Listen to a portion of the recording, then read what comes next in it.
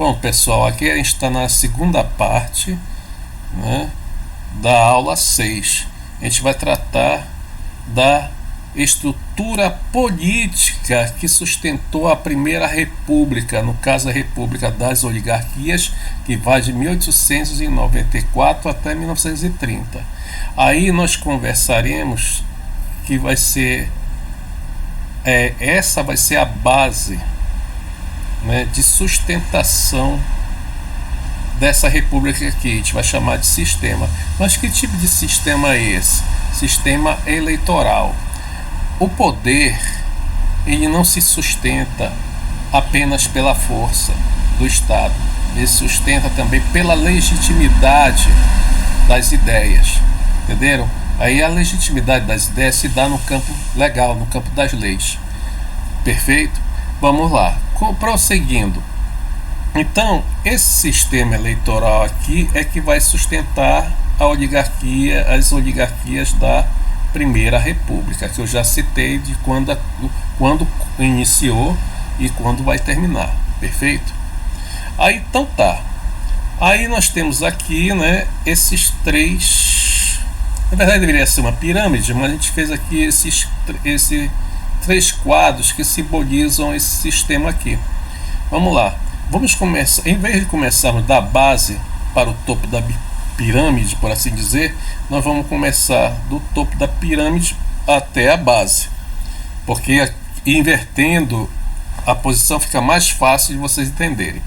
Primeiramente, nós temos a nível federal ou a nível nacional, por assim dizer, essa política aqui que é chamada de café com leite, certo? Então, o que é essa política de café com leite? É um arranjo, né, uma combinação, uma espécie de panelinha entre os estados mais ricos do Brasil daquela época, que era São Paulo e Minas Gerais. São Paulo é representado pelo Partido Republicano Paulista e Minas Gerais pelo Partido Republicano Mineiro. Por que eles eram os mais ricos? Porque eram os estados que mais exportavam café naquela época. E as receitas das exportações eram todas, como é que se pode dizer, absorvidas pela economia dos estados, certo? Por exemplo, então quanto mais você exportasse, mais o teu estado arrecadaria. E isso simboliza o quê? Recursos, né? Riquezas.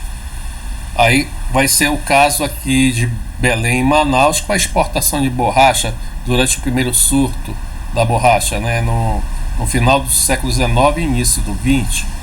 Mas retomando aqui. Então, se você entender aqui que quem tem o poder econômico também geralmente tem o poder político, nós vamos entender que os estados mais ricos eram São Paulo e Minas Gerais. São Paulo era o maior exportador de café, perfeito.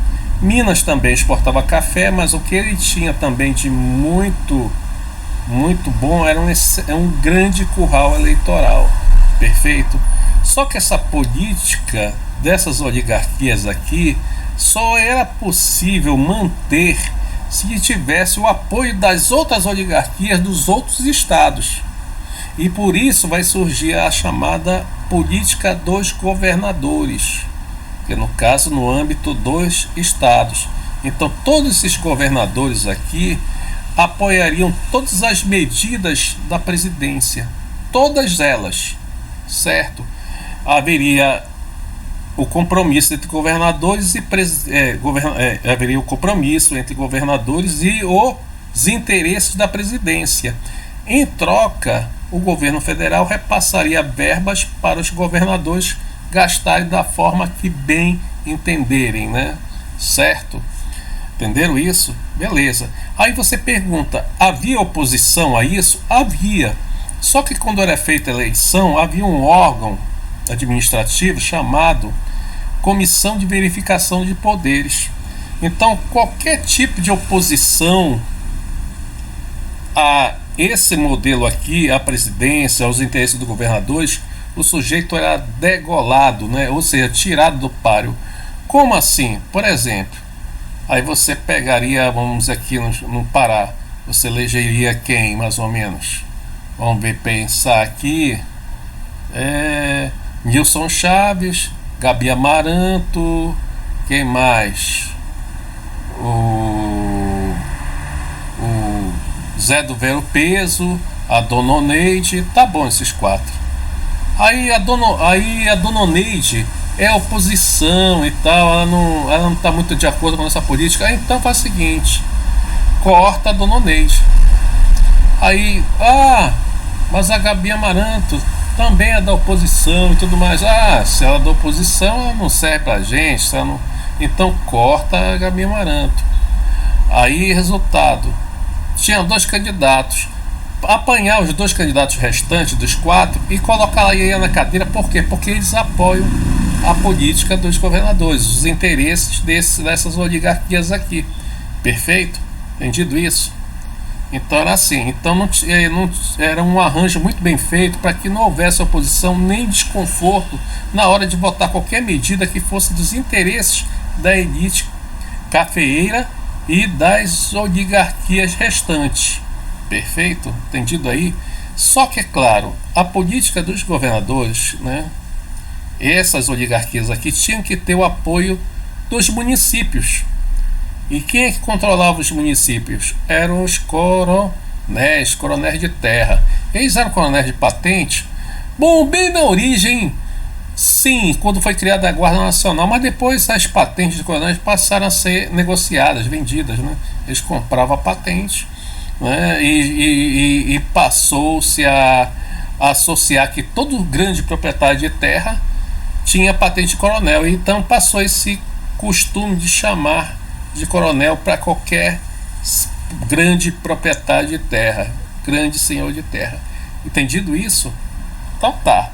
Então acontece que o coronel, a princípio, ele tinha muito poder. Por quê? Porque o governo federal ele tinha pouca autonomia de se intrometer nos assuntos do Estado. E os governadores também não interferiam na política dos coronéis. Entenderam? Então, ou seja, a lei, na verdade, era o próprio coronel. Tanto que em muitos municípios era ele que decidia quem ia ser o prefeito, era ele quem decidia quem ia ser os vereadores, era ele quem decidia quem ia ser o delegado e era ele quem decidia quem ia ser o juiz. Era, meus amigos, nessa época não havia concurso público, era tudo QI, ou seja, quem indica. Aí no caso, além disso, havia uma situação interessante. Como a maior parte dos camponeses e dos ex-escravos e também alguns imigrantes não tinham acesso à terra porque o registro era caríssimo, quem não tem terra é obrigado a trabalhar para quem tem. Então quem possui terra é o coronel. Então o coronel vai sustentar direta e indiretamente e explorar a maior parte da mão de obra camponesa. Entendeu? De que forma? Ora, às vezes pagando o mínimo possível, uma miséria na verdade. Quando pagava, né? Quando pagava. Então o que ele fazia?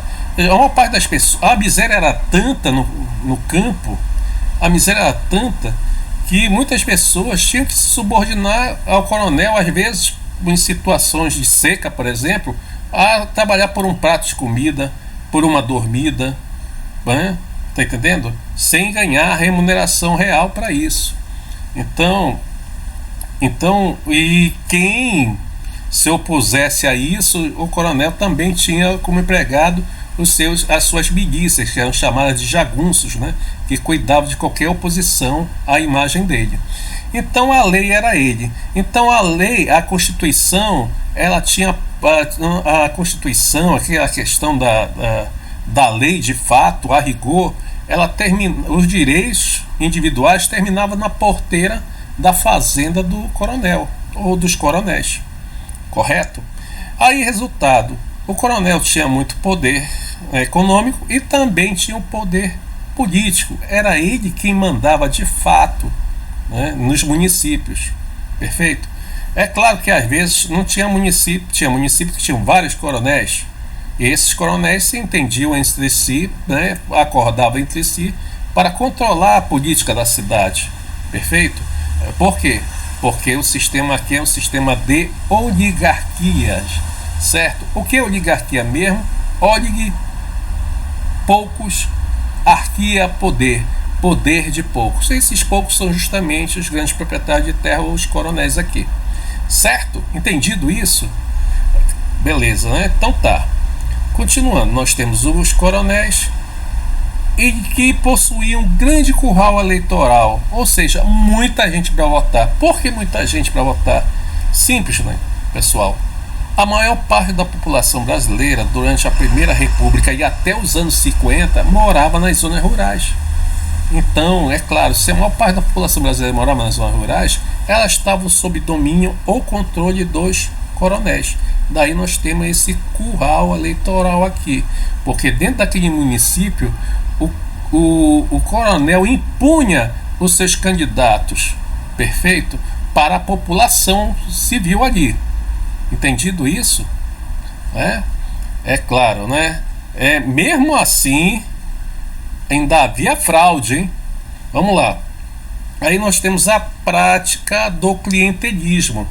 Que, olha, o cliente, gravem bem esse termo aqui. Esse termo é fundamental, é essencial, é primordial para você entender todo o processo da política no Brasil até hoje, certo? Primeiro, que ele não nasce no Brasil. O termo cliente ou clientelismo ele nasce na Roma antiga, mas é importado para explicar mais ou menos uma situação aqui, as situações, as anomalias da democracia brasileira, certo? Então, o que é o clientelismo?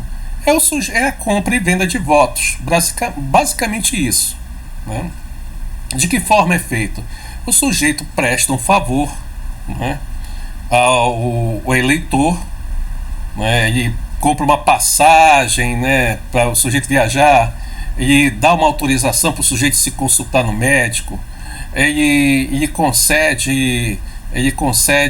faz uma concessão para o sujeito tirar uma quantidade de remédio na farmácia ou naquela época nas boticas, correto? Então, esse é o clientelismo. Em troca desses favores, o que você faz? Você vota no candidato do coronel, perfeito? Aí tá. Aí, resultado. Então, nós temos a garantia de que o coronel vai ter um grande número de eleitores. Ora, gente, eu sei que você é anacrônico, mas se você for observar as eleições, basta uma coisa, um processo interessante. Você pode reparar que ainda há compra e venda de votos no Brasil. Você vai até dentro das igrejas, acredite. Às vezes o líder religioso vai lá, né? Ele, às vezes, eu estou falando às vezes, ele vai lá, convence, né, os seus fiéis, né, de que um determinado candidato ele é importante e tudo mais. É claro, e para isso, o que ele está fazendo? Ele está praticando o clientelismo, né, que é a compra direta ou indireta de voto. Como assim? Ora, bolas, vocês já viram que muita gente vende o voto até por questão de necessidade mesmo, ou oportunismo, né? Chega lá, vende o seu voto e vai lá e vota. Só que agora isso é complicado de controlar, né? Por quê? Porque o voto ele é secreto. Então, por mais que você venda o voto, o sujeito que comprou, que te corrompeu, ele não tem a garantia de que você vai votar de fato no candidato dele, certo? Então é um risco, é um investimento que ele pode estar perdendo dinheiro. Mas aqui isso não ocorria. Por quê? Porque o sistema de voto ele não era secreto na Primeira República. O voto era aberto, ou seja, todo mundo sabia em quem você votou. Inclusive as pessoas que faziam o escrutínio, né, que conferiam os votos, né, da eleição, eles estavam lá para fazer esse registro. Então, se você votasse contra o candidato do coronel, era uma situação complicada, né?